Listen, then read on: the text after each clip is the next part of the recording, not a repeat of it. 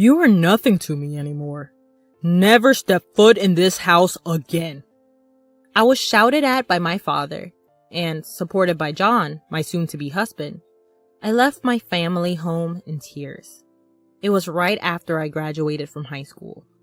My name is Amy. I'm a 36-year-old farmer. This year marks 18 years since I left my family home. From now on, the time I spend living my own chosen life will be longer than the time I spent in my family home. And this thought makes me quite sentimental. My family home was in a city. My father was a corporate worker, and my mother was a stay-at-home mom. We were a family of 4, including my brother and me, who was born a year ahead of me. My parents were the kind of people who ranked their children clearly, so my brother, being the heir, was always given priority. The quality of our meals and the grandeur of our birthday presents were always superior for my brother. He boasted about his superiority and always bullied me. There were times when I felt lonely, and there were times when I cried out, "I want attention too!" But my parents never changed, so I gave up completely. The event that changed my life happened in the summer of my second year of high school. My brother was studying for a college entrance exam, aiming for a top-tier university. His mock exam results were not good at all, so he was always on edge, taking out his frustration on me at every opportunity. My parents, as if handling a fragile object, treated my brother with utmost care and gave me household chores that didn't allow me to have time to study. Because I was performing better academically than my brother, they tried to lower my grades to improve my brother's mood. It didn't make any sense. At that time, I heard about a rural experience program from a teacher. At the high school I was attending, students could participate in a 2-night, 3-day rural experience program if they wished. Participants stay at a host farm, harvest vegetables, cook together, and experience country life. I, who was troubled by my family environment, decided to participate bravely.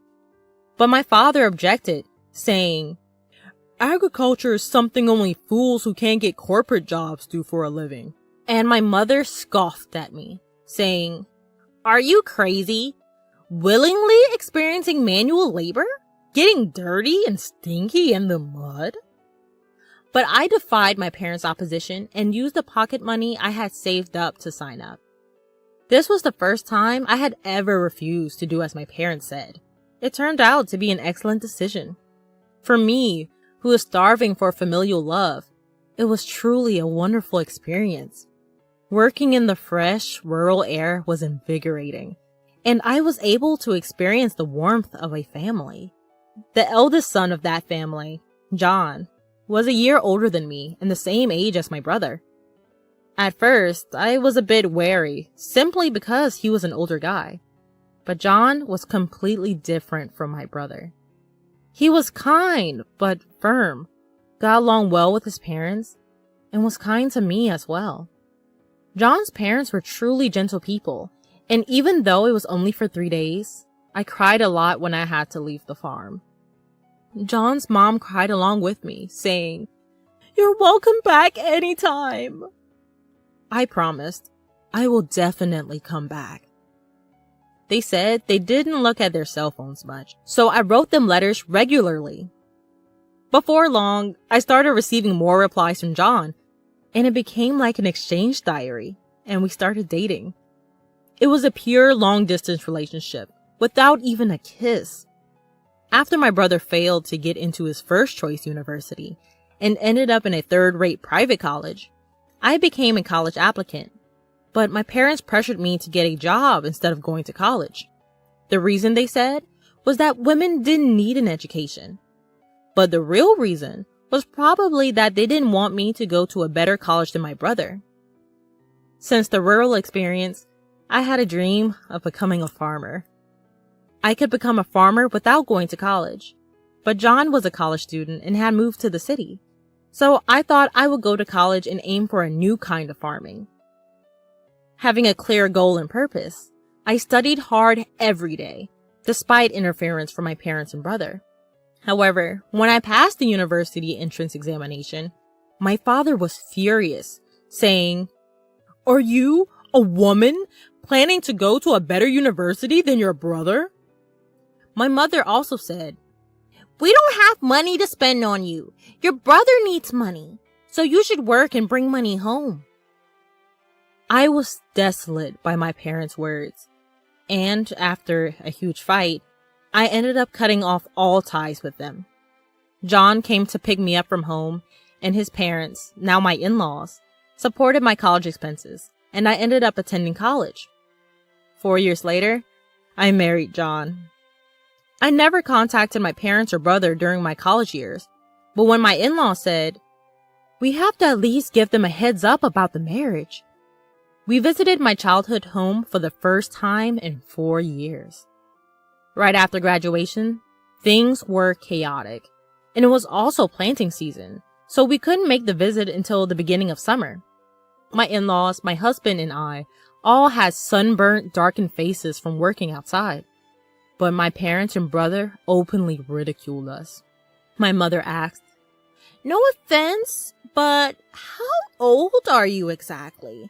You must be quite poor to be working until you're all dark like this." I was mortified. "Please, stop, Mom," I implored in a small voice. But she ignored me. My brother smirked and said, "Smart people like me make money with intellectual work. If you can only do primitive work, it's proof you're unintelligent." I turned pale, and the gentle smiles on my in-laws' faces froze. My husband firmly declared, "With all due respect, we are proud to be farmers." My father laughed condescendingly and said to me, "Just to make it clear, you're a stranger to us from now on. You're marrying a poor farmer who has to sweat and work hard. We're going to treat you as if you don't exist. It'll be a problem if you come asking us for money. We don't want to see you anymore." Already being disowned at 18, I knew very well that I was on my own, even without being told so explicitly again.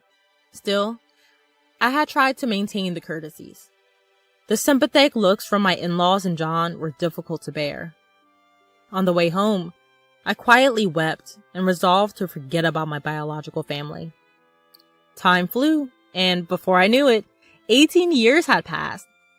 The emotional wounds had thoroughly healed. I had given birth to 2 children, and my days were busy but fulfilling. Although I had virtually erased the memories of my parents and my brother, I was informed by a cousin that my brother was getting married. My cousin and I have always been close, and we occasionally touched base even after my marriage. At some point, I had sent them rice harvested from our farm, and they were pleased with its taste, even becoming a regular purchaser. Therefore, we maintained a relationship, and we enjoyed chatting on the phone about once a month. "We can meet after a long time at the wedding," my cousin said, but I hadn't heard anything about the marriage from my parents or my brother. Well, since we're estranged, it's true that there's no way for me to know. "I heard they are building a new duplex. I wonder if it's completed." Apparently, both my parents and my brother and his wife planned to move after the wedding. My cousin knew about the estrangement between my parents and me, but they seemed to think that I would attend weddings and funerals. After finishing the phone call with my cousin, impulsively, I dialed my mother's cell phone number. However, I was met with an automated message saying, "This number is no longer in use." I tried calling my father next, and again, the same automated message. Had they changed their cell phone numbers? I didn't know my brother's number, so I couldn't call him. With trembling fingers, I dialed the landline for my family home, and it connected. My heart pounding, I waited for someone to pick up. "Hello?" It was my brother who answered. "Brother? It's Amy. I heard you're getting married and moving." I hesitated over what to say next, about to offer congratulations when I was cut off by my brother. "There's no need for you to do anything. You, a farmer, are a stranger to me. Don't call me." My brother just yelled and hung up the phone. I rushed to call him back, only to find that I was already blocked. This was harsh. No matter how much he hated me, we were still family. It hurt to be rejected like this. Seeing my distress, my husband was concerned and gently asked, "What's wrong? Did something happen?" I couldn't hold back my tears any longer. When I told him about the conversation, both my husband and my in-laws were as furious as if it had happened to them. "Your home is here, Amy. Your family is us here," my mother-in-law reassured me. Her words moved me to tears. I wish she was my real mom. She cared about me much more than my blood-related mother did. My father-in-law also comforted me, saying, "You're happy now. That's all that matters. No need to get hurt. The one who laughs is the winner." My husband added, "Let's take them as a bad example and make sure we don't turn out like that." Even our children, not knowing the situation, hugged me tightly. Thank you, everyone. I felt a warmth in my heart, realizing how happy I was now, even though I wasn't blessed with a supportive biological family. However, things took a drastic turn when my business was featured on national television. My in-laws were originally large-scale grain farmers in the American Midwest. They also grew a wide variety of vegetables and fruits, but a lot of produce didn't meet the standards. I had studied food business in college and spent a lot of time figuring out how to sell all the produce without any waste.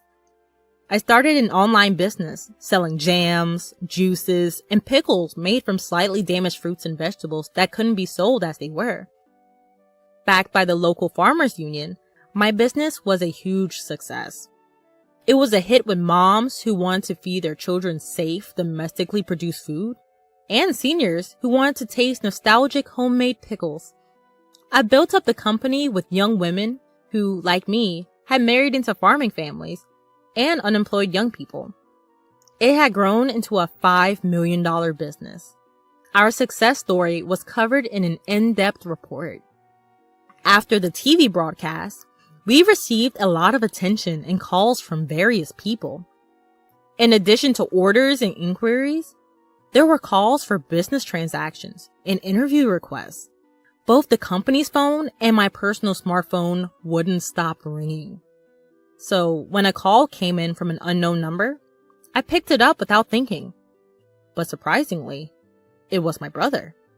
I suppose he's seen the national television as well. He must have heard about my success. Barely exchanging greetings, he said, "I'm thinking of starting a business. Can you lend me some money?" Excuse me? My answer to that would be no. I felt a strong aversion and coldly rejected his request before hanging up. Then he called again. "Stop arguing and give me the money. If a woman like you can start a business and make money, I'm bound to be successful," my brother incessantly screams.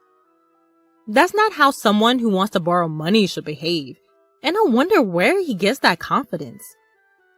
It's funny, because it was my brother who said that I, a simple farmer, was a total stranger to him. I didn't respond to my brother, but instead I asked something that had been on my mind for a while. "Hey, who decided not to tell me about the move?" "Huh? Of course, it was me. My wife, she's a city girl. The moment I mentioned you, she said we should cut ties." So, that's how it was. I didn't want to hear more, so I hung up and blocked his number. I realized that my brother's wife, whom I never met, seemed to have the same character as my brother and my parents. The fact that my brother saw me on TV might mean that my parents saw it too. A few hours later, when I thought I was getting another call from an unknown number, it turned out to be my father. "Why are you the boss? Did you steal a man's job?" he demanded. I answered, "Well, both John and my father-in-law are involved in the farming business, so it's only natural." In reality, it's called large-scale consolidation, and it's become advantageous to incorporate if you're a somewhat large farm. My father-in-law is the president of the local agricultural association, and John has incorporated his in-law's share and is the president of that corporation. Maybe my explanation convinced him, because then he said, "You're distant. Why didn't you contact us?" I was dumbfounded inside and responded, "It was you who disowned me. I'm hanging up now." And I hung up and blocked his number. A few minutes later, I got a call from my mother. "Why aren't you giving your brother money? You're making $500 million a year, aren't you?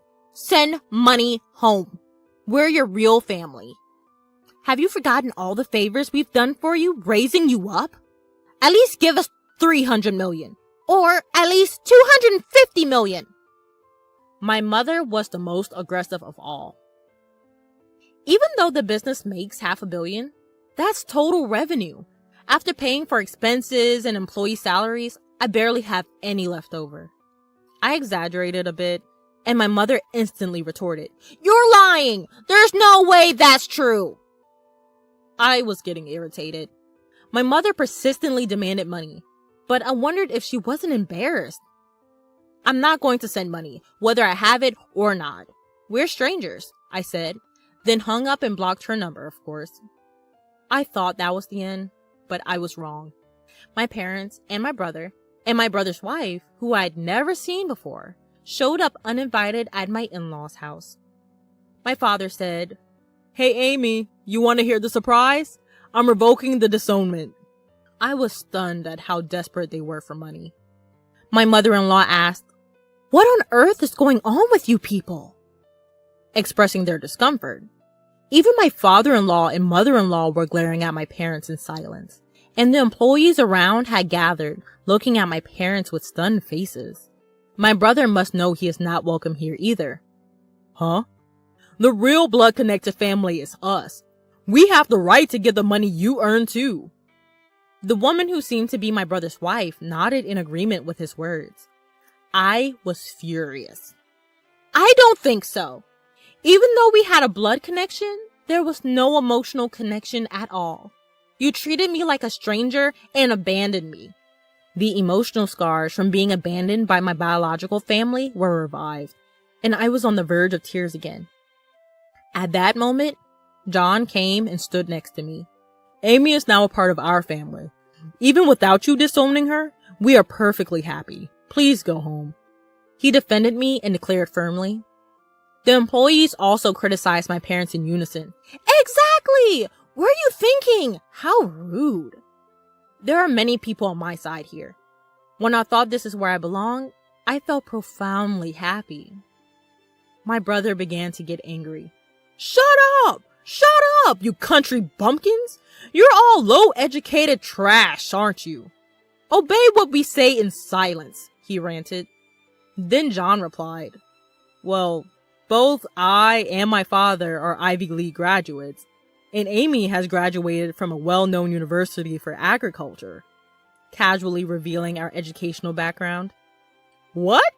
Despite being graduates of top universities, why are you farming?" my brother yelled in surprise. Perhaps for my brother, who graduated from a low-ranking university, the title of university graduate was his only pride, and he probably didn't expect to lose in terms of educational background. With a cool face, John said, "Farming is a respectable profession. We can fully utilize what we've studied in college."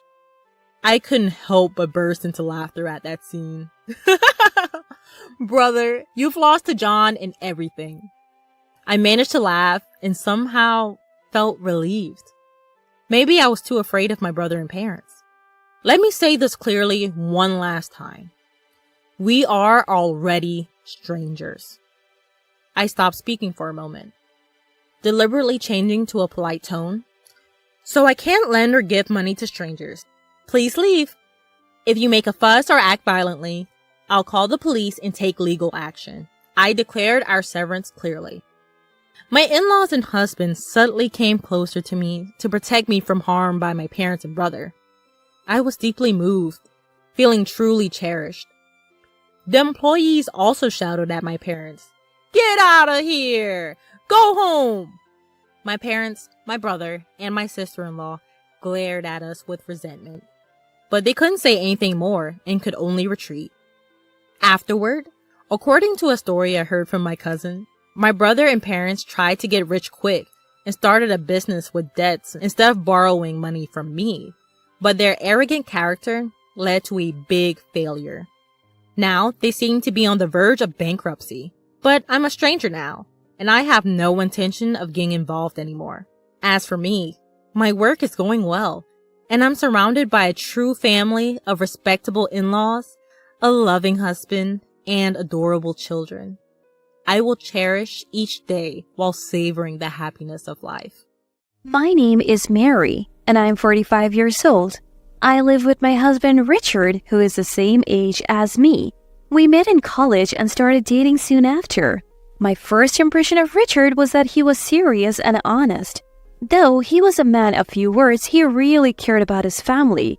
I was drawn to Richard's kindness and knew I wanted to spend my life with him. It turns out, Richard felt the same way. We even promised to marry each other while still in college. Though some might call it young love, we continued dating even after graduating.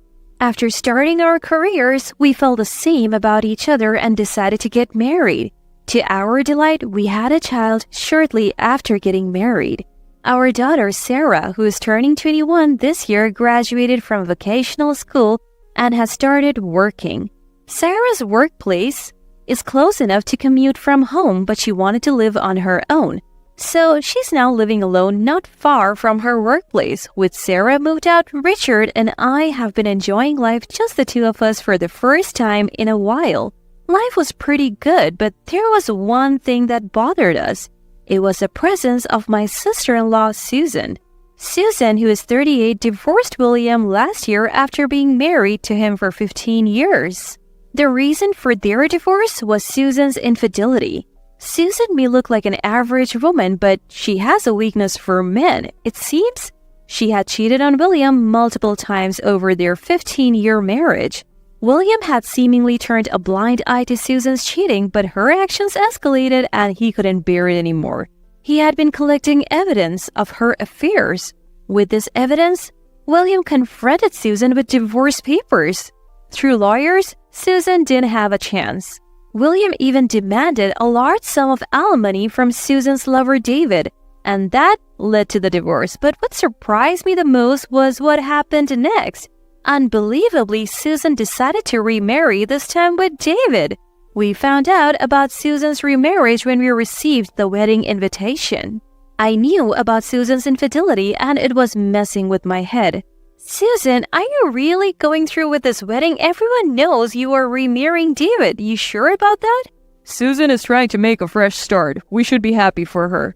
Richard has always doted on Susan, so he thinks her remarrying David is cause for celebration.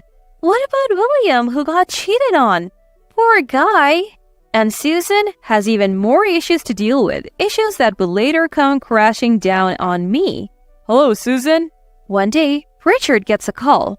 It's Susan. Yeah, what? Are you okay? We can't tell what's going on over the phone. Come over now. Richard sounded frantic over the phone. After hanging up, he looked deeply concerned. Susan was crying on the phone. She seemed too distraught to explain, so I invited her over. Mary, I would like you to be there too. Richard's serious expression told me this wasn't something to take lightly. Got it. What could be happening? I felt uneasy, wondering what could have happened to Susan, who is supposed to be getting married in 2 months. About an hour after hanging up, Susan arrives at our place sweating bullets. You could tell she was really stressed out. Welcome, come on in. Richard, Mary, help me. As soon as she enters the house, it's clear that Susan is panicking. Hey, calm down. Richard sees the frantic Susan on the sofa and offers her some coffee. Susan gulps down the coffee and lets out a deep sigh, trying to calm herself. What's got you so worked up? As I look into Susan's face, she starts to break down in tears. Seeing this, Richard is shocked and rushes to console her. It's okay. Can you tell us what is going on? Yeah, okay. After shedding some tears, Susan drinks another cup of coffee before she starts talking. The thing is, I need your advice about the upcoming wedding. Wait, are you canceling the wedding? Why on earth would you do that? Richard interrupts. No, that's not it. Well, it's not it. I mean, What are you trying to say? It seems like Susan is trying to figure out how to explain. She hangs her head and remains silent for a while.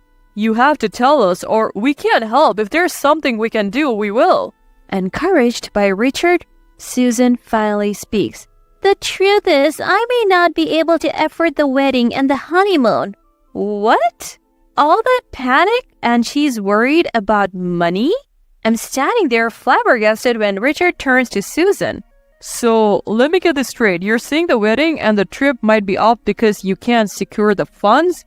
Yeah. You work, don't you, Susan? And doesn't David have any savings? It's not that we don't have any. It's just that we spent it all on our divorces. We had to pay William alimony, so we can't afford to pay for the wedding or the trip. I am at a loss for words, incredulous that Susan would speak so casually about such a foolish decision. So, the point of discussion is? Oh, we were hoping to borrow the money for the wedding and the trip from you too. Richard listens to Susan and furrows his brow. Clearly, he finds this whole situation ridiculous as well. After a sigh, he speaks. Oh, is that all? Well, we have some savings we can lend you that much. What? You're lending it to them? My head starts to spin. What is he talking about? Of course, it would be heartless to refuse Susan, right? You don't have to pay us back. He continues. Mary, you said you have been saving for our parents' care, right? We can lend them the money from that. Richard proposes to lend the money from my savings, not his. I can't believe what I'm hearing. No, that money is for my parents. I can't just give it away. I can't believe this. Susan breaks down crying again. Richard rushes to comfort her. What's with this kid?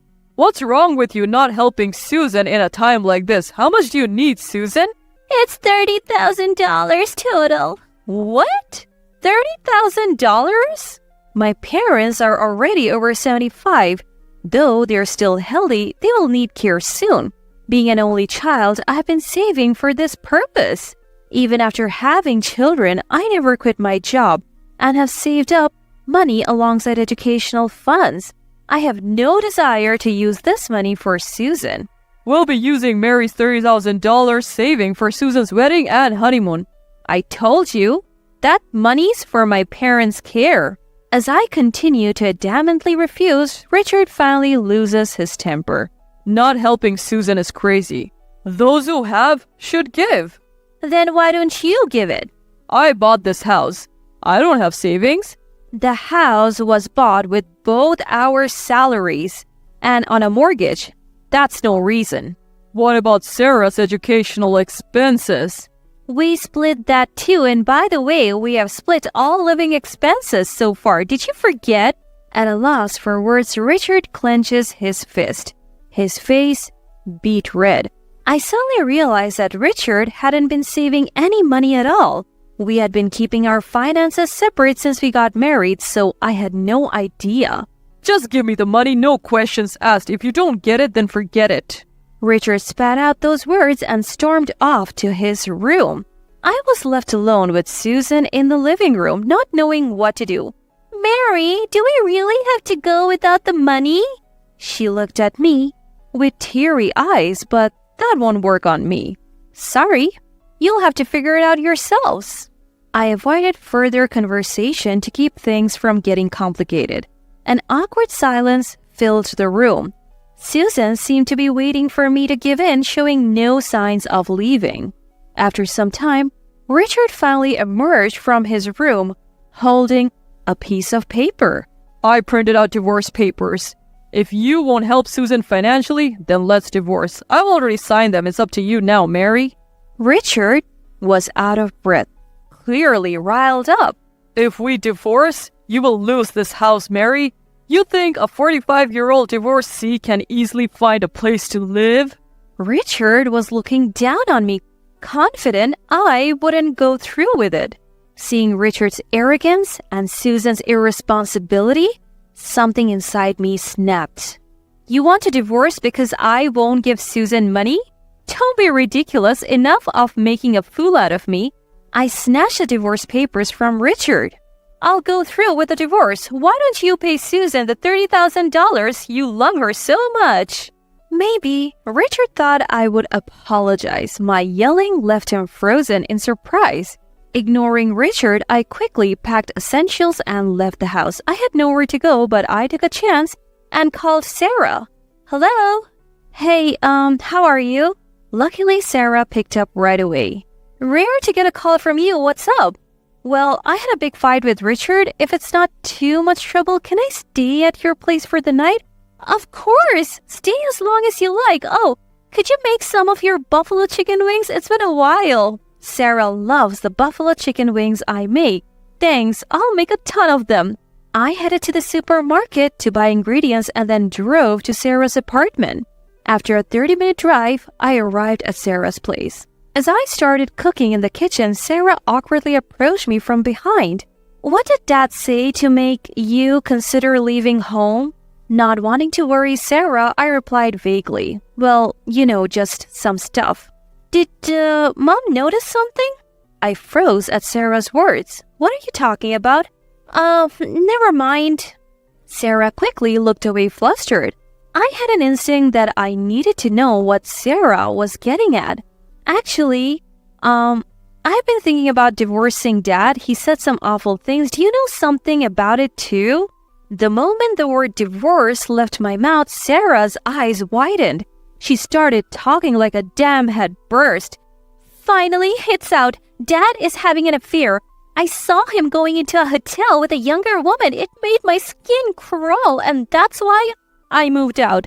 Sarah's revelation was beyond surprising. I couldn't believe what she was saying and was stunned. What? An affair? Huh? Wait, it wasn't about that? Sarah's face turned pale. She realized she had spoken impulsively. It wasn't about that, but it sounds like something I should know. Can you tell me more? I'm not going to get any more hurt at this point. Well, if Mom says it's okay, I'll talk. Sarah took a seat and started talking about Richard's infidelity. Just before I graduated, I saw Dad when I was out with friends at a pub. He was walking with a woman I didn't recognize. So I followed them and... Sarah had goosebumps on her arms. Seeing your own father's infidelity is not something anyone would want to witness. Her revulsion was understandable. Do you have any proof? Yeah, I was so disgusted and angry, I took photos of Dad entering the hotel. When Sarah showed me the pictures, there was Richard arm in arm with a much younger, beautiful woman. Wow, that's really unsettling. I'm sorry I didn't catch on sooner. Sarah shook her head. Actually, I was blackmailed for money by Susan. When I refused, Richard told me to divorce him. If I have this kind of evidence, I'll be the one filing for divorce. Sarah had been keeping this from me all along. She must have been going through a lot. I felt terrible. Now that I understood why Sarah had moved out, could you send me those pictures? I have the divorce papers signed by Richard. I'll make sure to get alimony before the divorce is finalized. I'll go with you. I want to give Dad a piece of my mind one last time. Feeling empowered, knowing Sarah was on my side, I finally grasped the full picture. Turns out Richard wasn't blaming Susan for her affair because he was cheating too. The moment I realized that, my disdain for him grew exponentially. That night, we drowned our sorrows in a heap of buffalo chicken wings and a good deal of venting about Richard. Far from being upset, Sarah seemed almost pleased at the idea of Richard no longer being in our lives. Then the weekend rolled around. Sarah and I went over to where Richard was staying. So, you have finally come back. We returned to find our home in shambles. Richard, never one for housework, hadn't bothered to clean or cook. Half-eaten instant noodles and snack wrappers were strewn all over the place. We're back, but what a mess. How can anyone live like this? Richard was visibly annoyed by Sarah's comment. How dare you talk to your parent like that? Well, you won't be my parent much longer, will you? Richard seemed even more irritated at this. I have already told Sarah. I have filled out the divorce papers. All that's left is to file them. You really think you can actually divorce me? I do, but first, there's something I need to confirm with you, Richard. Sarah and I sat down on the sofa. The table in front of us was dirty, which only made me feel more uncomfortable. Confirm what? Take a look at this. I showed Richard a picture Sarah had sent me. As he looked at the screen on my phone, his face went wide. This is, The picture showed Richard entering a hotel with another woman, leaving no room for excuses. That woman works for me. She wasn't feeling well and we were just taking a break. You're not going to assume this is cheating, are you? Assume? I took the photo right before entering the hotel. She was laughing. Didn't seem sick to me. Richard tried to wriggle his way out with a lame excuse, but we weren't having it. I'll give you the divorce you want, but you will have to pay the alimony decided in court. I can't afford to pay alimony. I have to give money to Susan, too. My disappointment in Richard, who was still prioritizing Susan, even now reached new heights. Then work hard to afford both. From now on, we'll talk through lawyers, so don't contact us again. I don't need a cheating dad. Please get out of my sight. We were just about to leave the house when we heard, Wait, you've got it all wrong. Please wait. Richard came chasing after us, desperate. Think about it, Mary. If we get divorced, you're gonna lose the house, right? You would just be causing yourself trouble. I felt not an ounce of love for Richard, who couldn't even master an apology to the very end. It's your punishment for planning to use my money on Susan and for belittling me. I don't need this house. Mom, you can stay at my apartment for a while. Leaving a tearful Richard behind, we walked out of the house. What a relief. Me too. The thought that we wouldn't have to deal with Richard and Susan anymore lifted our spirits. Eventually, I was able to finalize the divorce. Thanks to Sarah capturing those incriminating photos, I also secured a decent settlement in court. Broke and penniless, Richard could no longer provide for Susan. As a result, Susan and David were unable to get married. They didn't just stop there, they broke up their engagement after constant fights about money. Susan blamed her inability to remarry on Richard. Infatuated with Susan, Richard felt responsible and they now live together. However, due to paying me the settlement, Richard is also broke. In the end, they moved in with their parents, but I had already filled them in on the situation, so they got kicked out. People should learn not to depend on others' money and start living on their own. As for me, I decided to move back into my parents' home with Sarah. Fortunately, both of my parents are still healthy, so I used my saved caregiving funds to renovate our family home. The fully renovated house is incredibly comfortable and both my parents and Sarah are thrilled. I plan to keep working hard to maintain this simple yet fulfilling life.